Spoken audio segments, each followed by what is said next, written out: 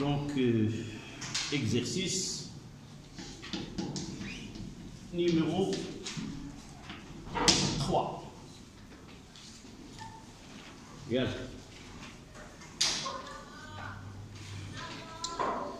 Donc, on commence le titre de cet exercice, c'est l'identification d'un composé dans des roches calcaires. Les données, la masse molaire du carbone, la masse molaire de l'hydrogène, du calcium et de l'oxygène. Les roches calcaires sont principalement formées du carbonate de calcium, CaCO3, solide. Pour identifier ce composé, on utilise un test, c'est son E, d'accord, TE, un test, à l'aide d'acide éthanoïque CH3CO2H liquide de masse volumique ρ 1,05 g par centimètre cube. On réalise l'action de l'acide éthanoïque sur une roche calcaire de masse 1' égale à 40 g, où le pourcentage massique du carbonate de calcium est de mu 1,70%. On obtient un dégagement du dioxyde de carbone en plus d'une solution aqueuse. Des ions qui restent, ils vont former une solution électrolytique et le gaz va se dégager. Le gaz dégagé est recueilli dans une éprouvette graduée. Le volume d'acide utilisé est V, est égal à 100 ml. Premièrement, calculer la masse, d'abord, c'est une question préliminaire.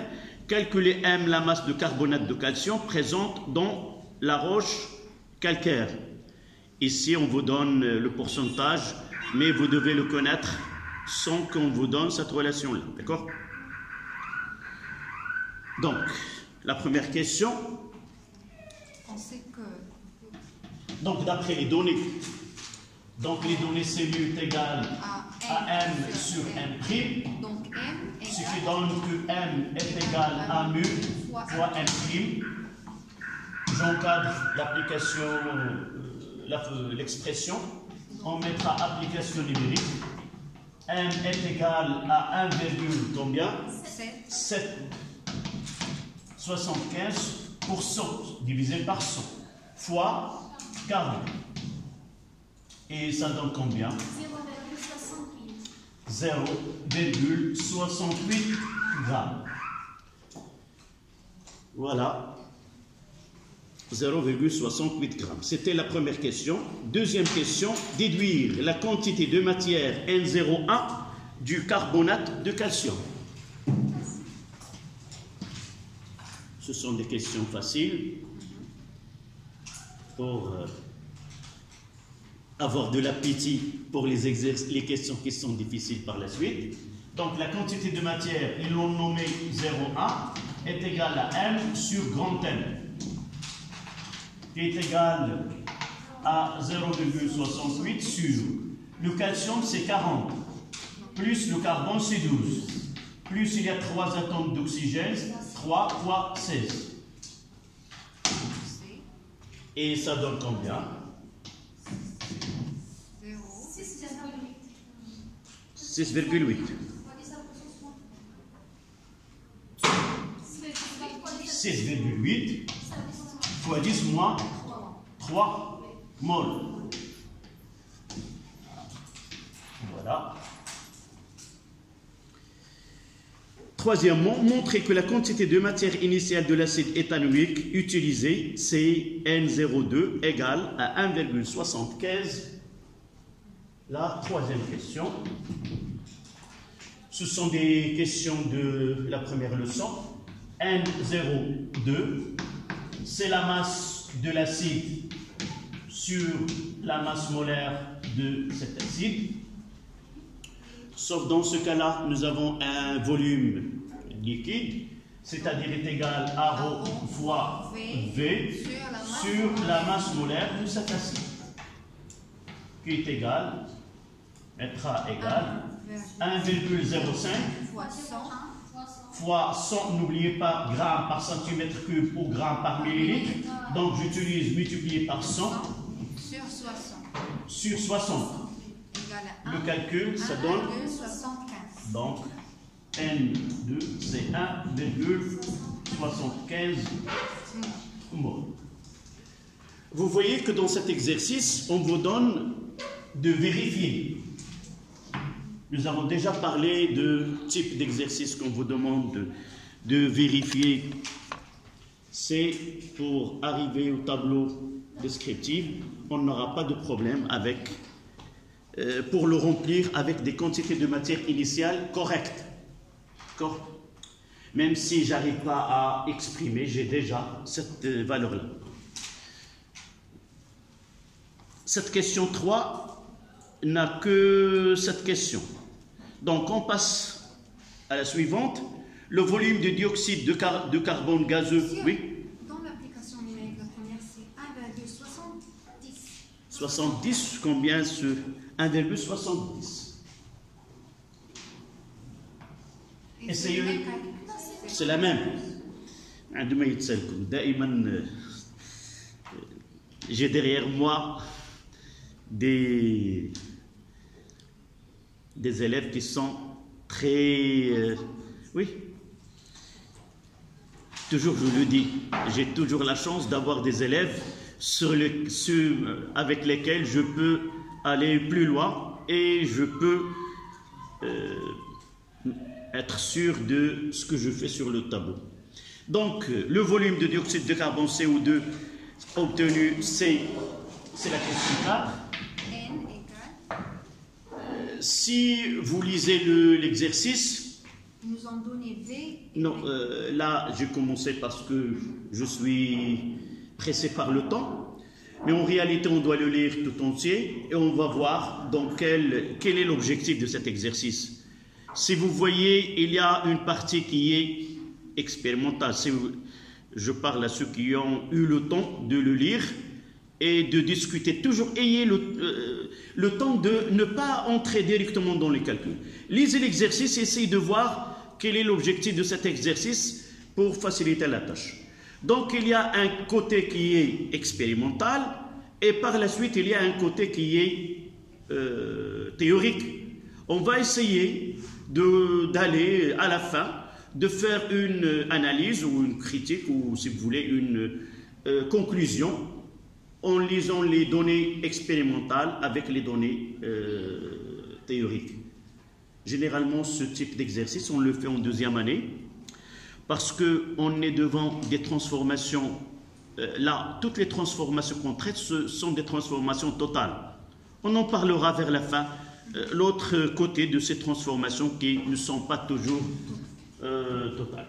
Donc, il nous donne que le volume expérimental de CO2 est égal à 164 millilitres dans les conditions où VM est égal à 24 mol litre moins 1. La question c'était quoi? Calculer NFCO. Oui, dans les conditions, là c'est la question 4, oui, ce sont les données. La quatrième, déduire la quantité de matière formée de CO2. Donc, on peut ajouter N formé expérimentalement de CO2. En réalité, il y a une éprouvette graduée renversée. On fait déplacer l'eau de cette éprouvette et on récupère ce gaz et on peut lire le volume de ce gaz dans cette éprouvette graduée. Donc, sans passer par les calculs théoriques. Donc, ça sera V sur VM et ça sera V expérimental sur VM, c'est 0,164 divisé par 24. C'est 6,80. Oui, N formé de CO2, 6,83 fois 10. 83. Non, pas 93. Oui. Fois 10 moins 3. Non. Voilà la quantité de matière de CO2 formée de façon expérimentale. Oui. Ah oui, litre mol moins 1. Là, c'est litre mol moins 1. C'était la question 4. La question 5. L'équation de la réaction étudiée s'écrit. Il nous donne l'équation de la réaction. Dresser le tableau, donc on doit écrire 5e question. Donc C2, CH3, CO2H plus Ca, CO3 qui est solide, là, AQ. La première. La première, liquide, oui. La deuxième. Quelle est la différence? Pourquoi je n'ai pas le droit d'écrire AQ? Parce que l'eau seulement c'est. Pour un point. Si vous dites pourquoi dans cet exercice je dois utiliser liquide et non pas AQ, vous gagnez un point. Parce que AQ contient des ions. Oui. AQ, ça veut dire quoi? Une solution avec l'eau. Et dans l'exercice, on a ajouté l'eau à. Alors, tu es passé tout près de la réponse.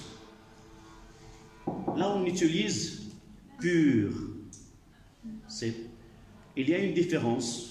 Lorsqu'on dit aqueux, c'est-à-dire on prend de l'acide acétique ou l'acide éthanoïque pur, on le met dans l'eau et on obtient une solution d'acide éthanoïque. Et dans ce cas-là, on mettra aqueux et non pas liquide. Mais lorsqu'on utilise cet acide pur, il n'y a plus de l'eau, uniquement de l'acide, je dois mettre liquide et non pas aqueux. D'accord? La prochaine fois, si tu t'approches aussi, tu auras ce point même. Donc ici liquide. D'abord, donc on fait la différence entre les deux. D'accord? Ça donne 2 CH3 CO2 moins aqueux plus H2O liquide plus Ca de plus aqueux.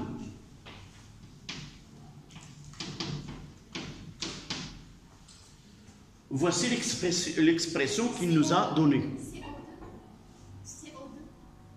Oui, il reste CO2. Elle reste CO2 plus CO2 qui est gaz. Voilà. La plus grande équation que vous pouvez rencontrer dans un exercice.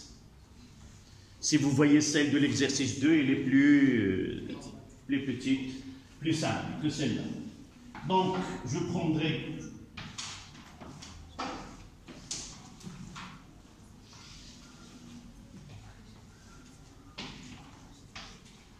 on prendra l'état initial. Au cours, si vous voulez, et la fin.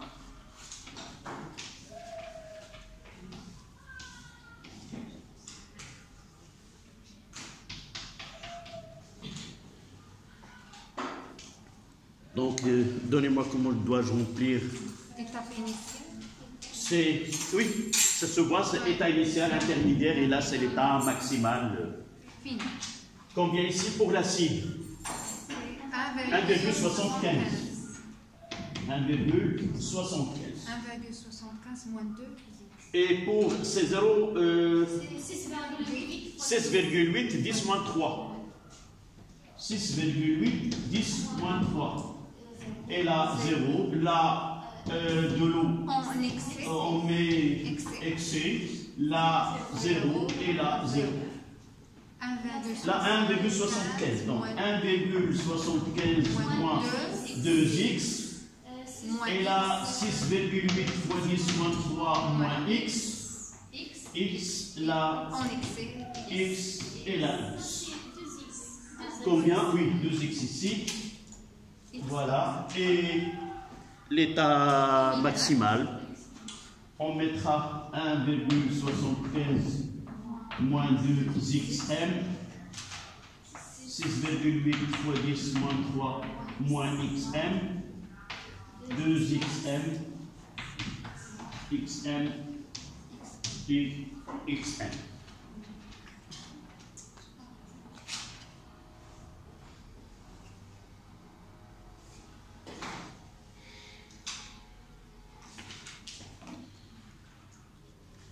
Donc, déterminer, là, c'est la question 5, 5A.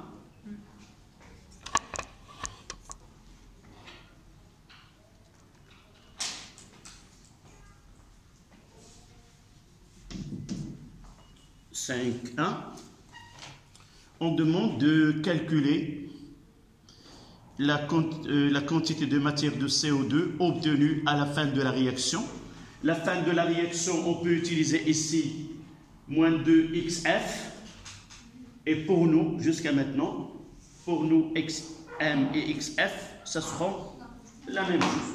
Ou même, là, on va essayer de voir par la suite. Donc, on détermine ce xm, d'accord? Pour connaître N de CO2, final théorique, est égal à xm. D'après le tableau, xm est égal à combien? C'est 6,8 10 moins 3. Donc, d'après le tableau descriptif, xm est égal à 6,8 10 moins 3 mol. Ça veut dire que la quantité de matière finale de CO2 oui. égale à 6,8 fois 10%. N finale de CO2, mais évidemment théorique, est égal à 6,8 10 moins 3 mol. Voici ce qu'on doit obtenir d'une façon théorique. Ça, c'était la question 5.1. 5.2. Oui, c'était la 5.1. Et la 5.2. Et 5.3. Le volume, on travaille dans les conditions où VM 24 litres mol moins 1. Donc, V théorique est égal, c'est N fois VM. Et le calcul donne, c'est 6,8 10 moins 3 fois 24.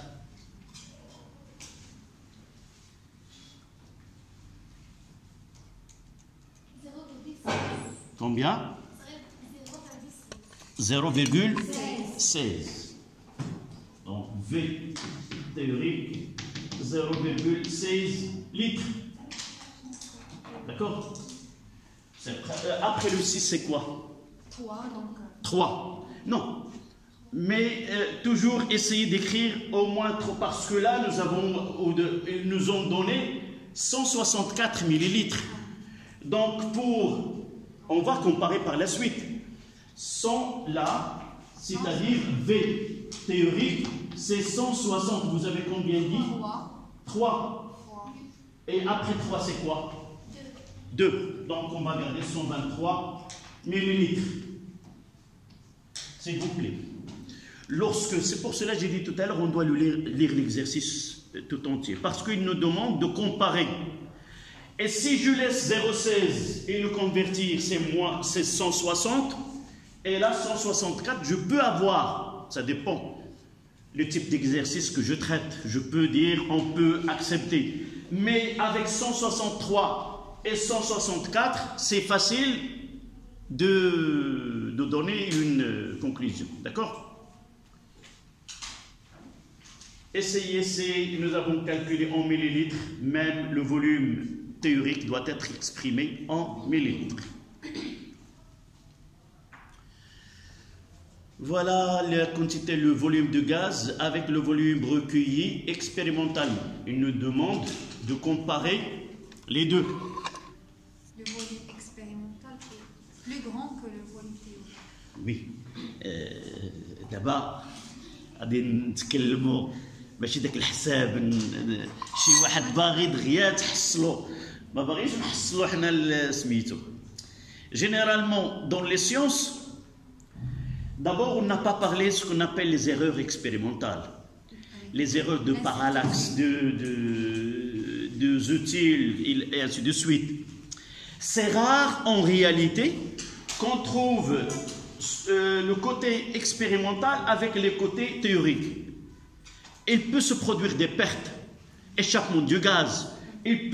La lecture n'a pas été bien faite. Ou évidemment, l'utile, cette éprouvette graduée, il y a des erreurs sur celui qui donne, nous l'avons déjà dit, peut-être avec les pipettes, nous avons dit, on donne une marge.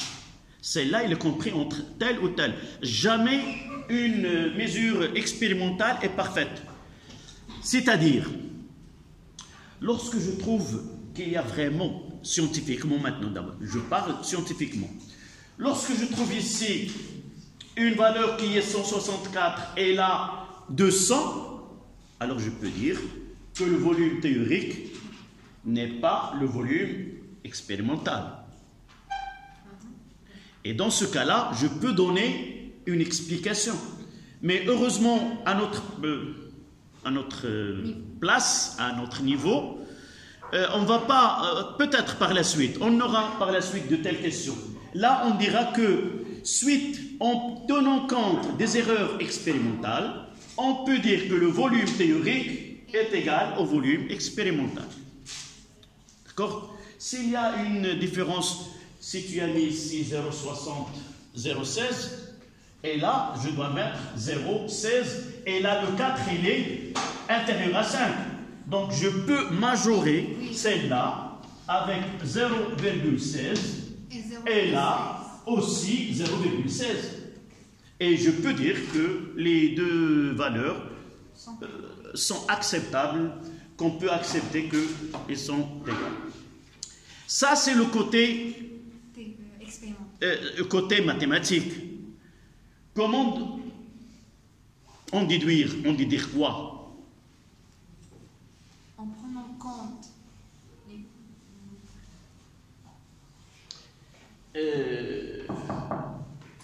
cette démarche que nous venons de faire, d'abord, on aura l'occasion de traiter ce qui est final obtenu par une mesure et ce qui est théorique obtenu par calcul. Généralement, on parle de cette différence. Une valeur qui est finale n'est plus connue, on ne le connaît qu'après faire un test, une mesure. Et la valeur maximale là, on peut la connaître à l'avance.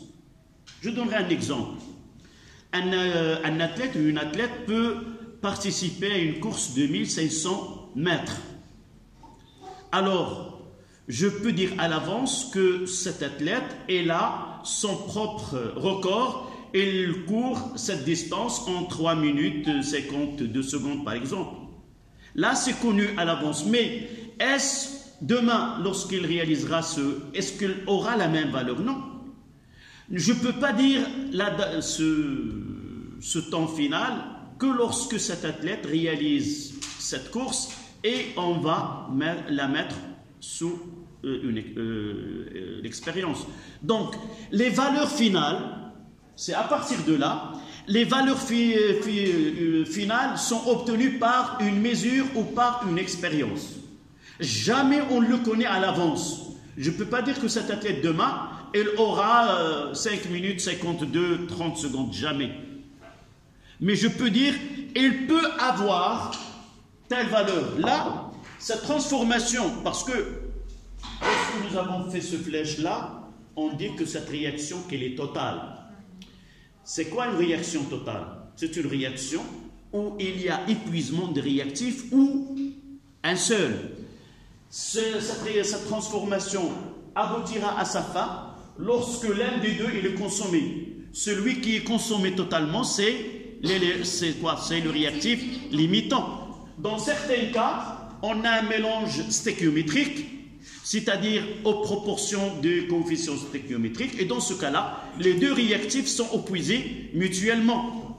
D'accord? Mais dans ce cas-là, lorsque le calcul, on suppose que c'est une transformation totale, on doit passer à l'expérience et vérifier vraiment est-ce que ce réactif il est totalement épuisé ou non.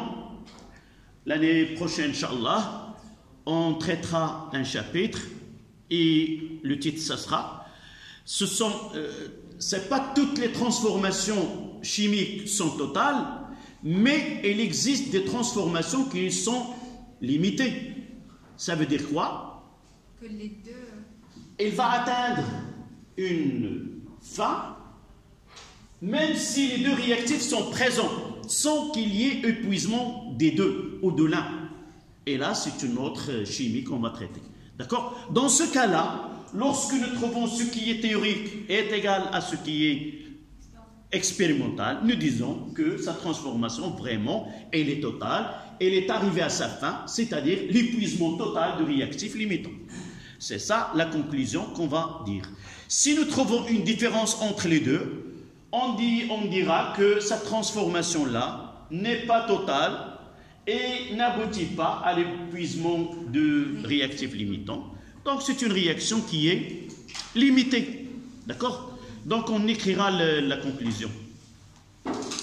Puisque le volume théorique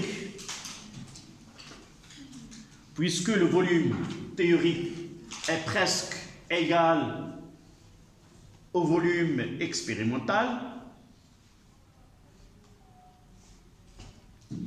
évidemment, nous avons dit il y a un problème avec, c'est pas toujours, on a des problèmes avec les mesures. C'est-à-dire, nous devons tenir compte des erreurs expérimentales. Puisque le volume théorique est presque égal au volume expérimental,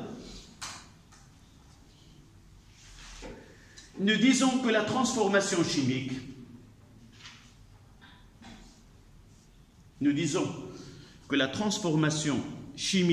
est totale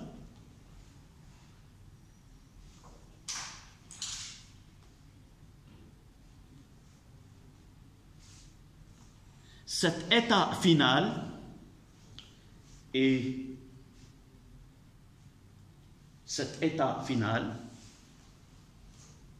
qui peut compléter cette phrase est caractérisé par l'épuisement total de réactifs limitants. Cette transformation totale, c'est-à-dire, qu'est-ce que j'ai dit? Est caractérisée par l'épuisement total de réactifs limitants, entre parenthèses dans ce cas-là, CaCO3.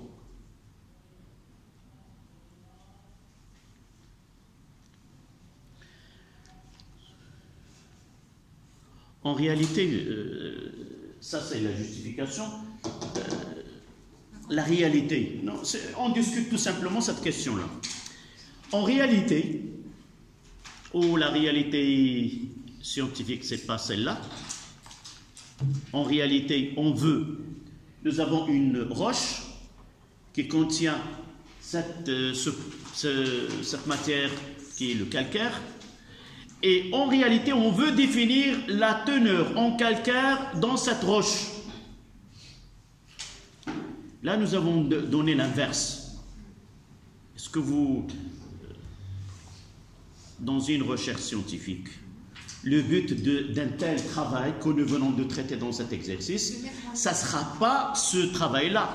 J'ai une roche, je mets de l'acide, je trouve qu'il fait une effervescence, donc il contient du calcaire.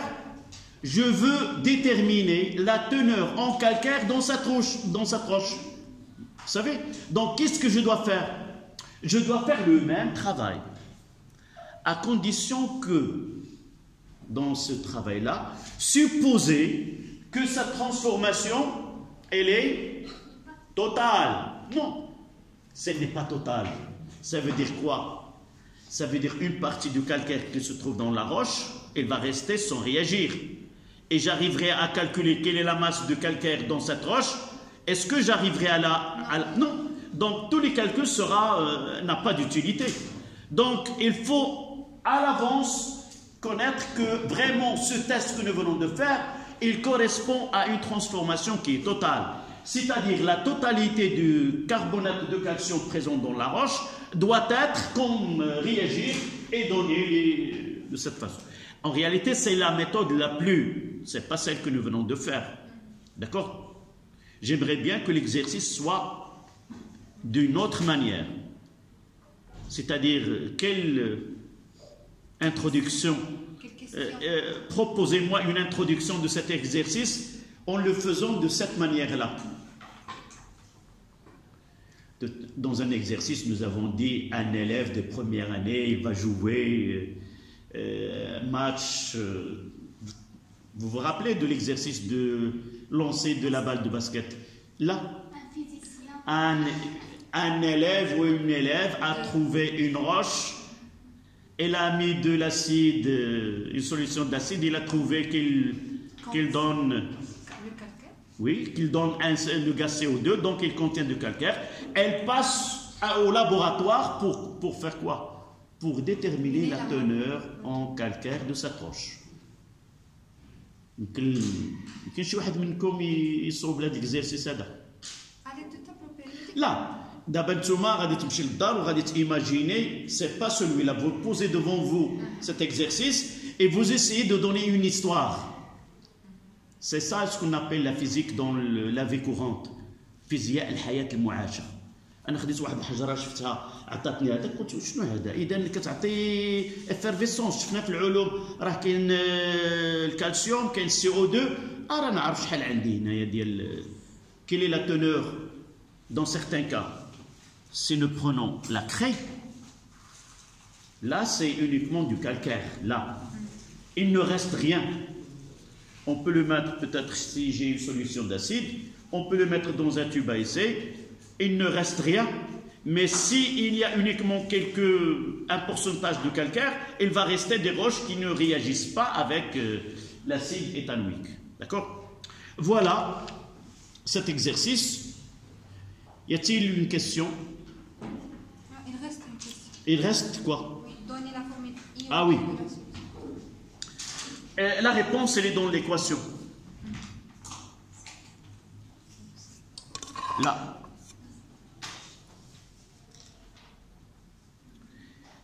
L'équation de la réaction, ça donne quoi?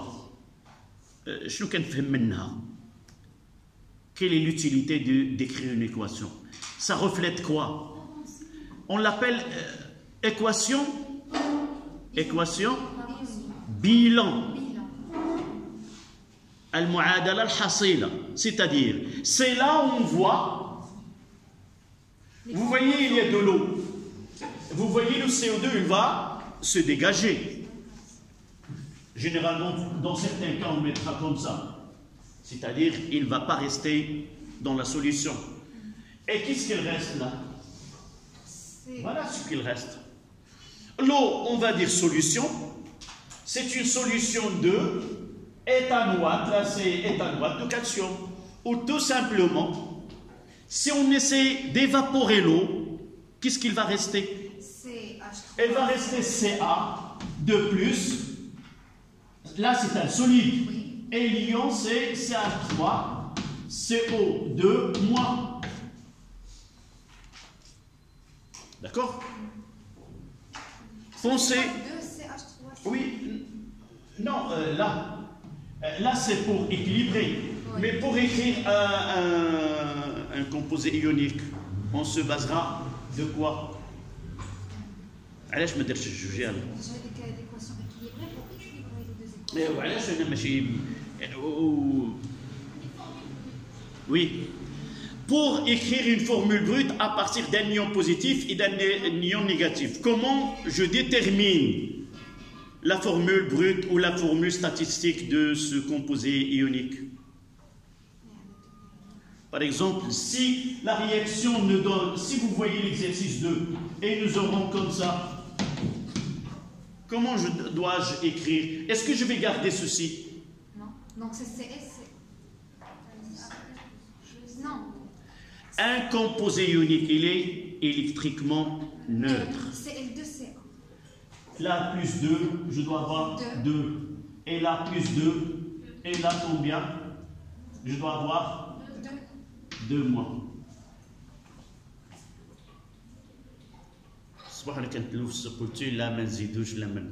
N'oubliez pas, malgré que les composés ioniques sont formés à partir des ions, mais ce composé, il est électriquement neutre. c'est-à-dire la charge totale des ions positifs doit être égale à la charge totale des ions négatifs. En écrivant les deux espèces, je dois veiller à ce que la charge statistique positive doit être égale. La plus 2, la moins 1, donc je dois mettre 2. D'accord? D'accord? Je dois entendre oui. D'accord. Ça y est? Voilà. Donc, 5.4, vous écrivez, d'après l'équation bilan,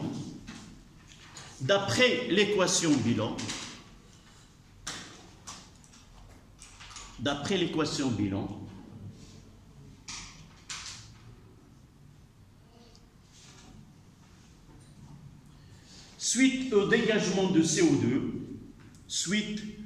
au dégagement de CO2, d'après l'équation bilan, et suite de dégagement de CO2, elle reste uniquement une solution. Qui contient des ions calcium, Ca2+,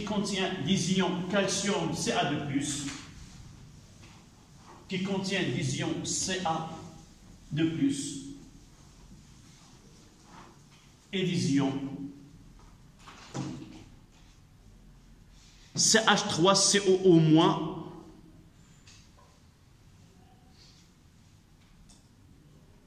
et CH3COO-.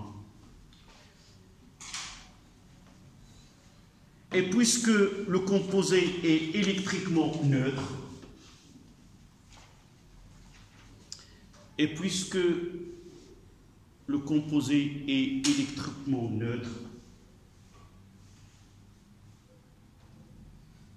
sa formule sera Ca ici de plus, virgule, on mettra 2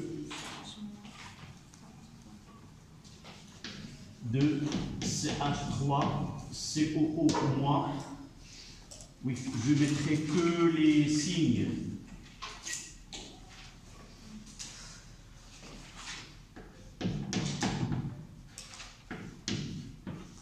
Voilà. Et son nom, c'est l'éthanoate de calcium.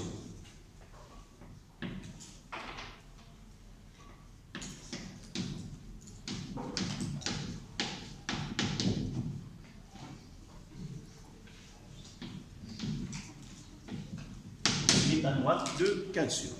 Si on doit écrire COO ou CO2? Oui, c'est la même chose, soit CO2 ou COO-. On va vers la fin du deuxième semestre, on va étudier la chimie organique. Dans cette chimie, on parlera des composés organiques. Parmi ces composés, ce sont les acides carboxyliques et leur formule, c'est COOH et la base conjuguée, c'est COO-. Donc là, soit qu'on écrit CO2, soit COO-, c'est la même chose.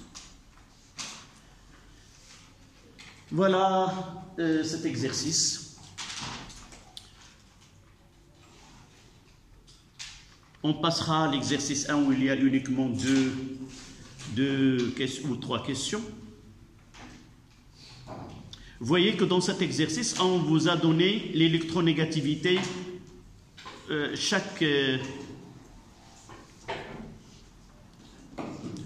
Vous n'êtes pas obligé d'imaginer devant vous le tableau. Mais si vous arrivez... Oui. Voilà. Si vous imaginez le tableau devant vous et les colonnes et les groupes, c'est bien. Mais généralement, on donne l'électronégativité des éléments. C'est pas la peine de prendre tout le tableau. Non, généralement, soit qu'on vous donne les atomes avec Z, et vous allez connaître dans quel groupe il appartient, c'est-à-dire le groupe 1, 2, 3, 4, 5, 6, 7, 8. Donc, par exemple, nous pouvons dire que l'oxygène, l'azote C7, ça vient après l'oxygène, et ainsi de suite. Mais généralement, on vous donne l'électronégativité, ça facilite la comparaison. Plus la valeur de l'électronégativité est grande, plus l'élément est plus électronégatif. Donc, exercice 1, polarité des molécules. On vous a donné deux molécules. Il y a NF3 qui a une forme pyramidale et le BF3 qui est plane triangulaire. Ça veut dire que les angles là, c'est 120 dans le cas de BF3, mais dans le cas de NH4, c'est un peu plus que 108. La première question, on n'a pas besoin, sauf nous avons besoin de dire que BF3 il est plane et NF3 il est pyramidal. Ça, c'est nécessaire pour répondre aux questions qui viennent par la suite. Quelles sont les liaisons polarisées présentes dans ces deux molécules justifiées? Évidemment, on prendra la molécule NF3 et la molécule BF3. Quelles sont les liaisons polarisées présentes dans ces deux molécules? La première des choses, nous avons des liaisons NF et des liaisons BF. D'accord? Dire qu'une... Oui. Pour dire qu'il est polarisé, il faut comparer l'électronégativité des éléments mis en liaison. Et d'après les calculs, l'azote est là 3,04 et le fluor 3, donc le fluor il est plus grand que celle de l'azote et plus grand que celle de bore. Donc qu'est-ce qu'on va dire? Les liaisons NF et les liaisons BF sont des liaisons polarisées du fait que F a une électronégativité supérieure à celle du N et de B, de l'azote et de B. D'accord? Vous écrivez exercice 2. Oui? Oui, exercice 1.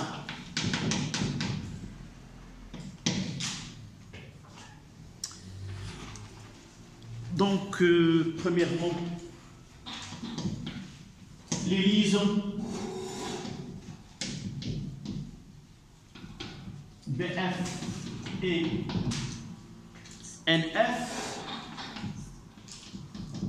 toutes, on mettra ici toutes les liaisons.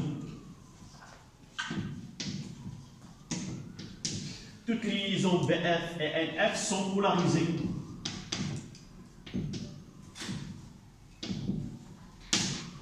Du fait que l'électronégativité de car l'électronégativité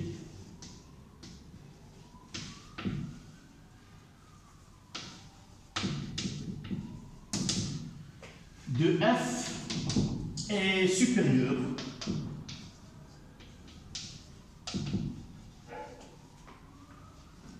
à celle du bore et de l'azote. Nous avons déjà dit que dans une molécule, les liaisons sont polarisées. Est-ce que ça veut dire que la molécule elle est dipolaire? Non, ce n'est pas obligatoire. C'est ça ce qu'on va voir ici. La question 2. Situer les charges partielles de positif delta plus delta et négatif sur les atomes participant dans une liaison et recopier les modules ci-dessus. Donc on mettra N. Là c'est une, on mettra N, une en avant, une dans le plan et l'autre en arrière. Donc là c'est N avec F.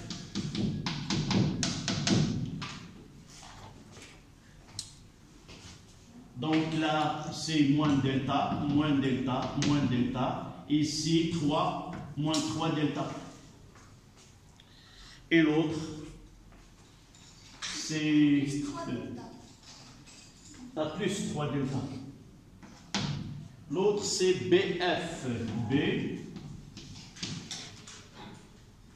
F là. F. F.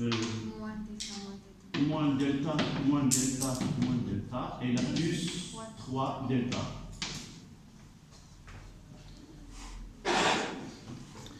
Quelle est la molécule polaire, laquelle est apolaire, justifiée?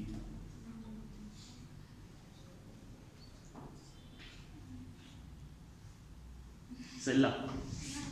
Celle-là, elle est polaire. Oui, c'est polaire. Oui, oui, c'est polaire. On va schématiser. Là, on peut le déterminer à partir de la relation. Quelle est cette relation? Donc, on aura un point ici. Ça sera à la même distance ici, à la même distance là. Si nous essayons, là c'est G1, et là c'est G2, et là c'est G3. D'abord, une réponse qui est rapide. Si la structure, elle est symétrique, c'est les symétriques. Donc, on va essayer de chercher le centre général, ça sera ici. Ça, le centre, on mettra le G+, le G-. Ça sera ici. Il coïncidera avec quoi? Avec le centre G+. Là, c'est G+. Dans ce cas-là, elle a une forme pyramidale. Je mettrai comme ça. Et on aura là, et là, et là, où il se trouvera. C'est dans ce plan ici. Et voici le centre G+. Et là, ça sera le G-. Dans ce cas-là, c'est celle-là, elle est polaire, dipolaire, et celle-là, elle est apolaire. D'accord? C'est la réponse qu'on aura. D'accord? Du fait, comment je dois... Vous pouvez appliquer les mathématiques. On doit choisir un axe. On détermine, connaissons la masse de F, la masse molaire de F, de B, ainsi de suite. Mais pour vous, dans cette question, il suffit, si vous trouvez qu'il y a une symétrie, un axe d'une symétrie ou un centre de symétrie de cette molécule, alors cette molécule sera apolaire. Nous avons déjà donné un exemple dans le cours, celui de CO2.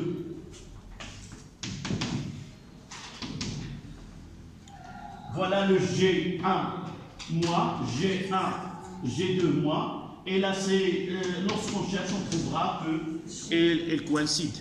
D'accord? Donc pour vous, si vous trouvez la molécule qu'on vous donne a une symétrie, un centre de symétrie, ou se présente de façon symétrique, elle est apolaire, l'autre elle est là. Vous pouvez même faire ce schéma et chercher que le G équivalent, le centre